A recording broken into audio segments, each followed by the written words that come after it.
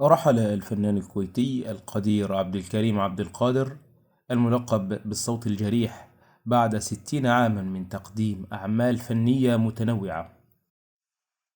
ولد الفنان الكويتي الراحل عام 1941 في مدينة الزبير الكويتية لعائلة المزين. وكان لدى الفنان الراحل 5 أولاد هم خلود وإيمان وخالد ومحمد وفيصل بعد زواجه عام 1967.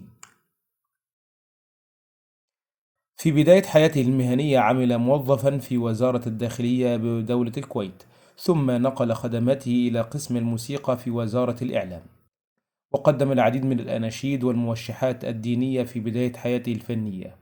لكن أغنية خليك معاي في الراي شكلت بداية نجاحاته وشهرته.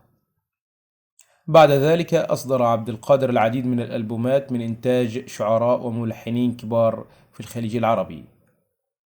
وفي مقطع فيديو نشره الصحفي الكويتي نايف الشمري عبر حسابه على موقع التواصل الاجتماعي تويتر، أظهر الفيديو تأثر الفنان الكويتي عبد الله الرويشد أثناء تشييع مواطنه عبد الكريم عبد القادر الذي توفي يوم أمس الجمعة بعد الصراع مع المرض عن عمر ناهز 80 عاما.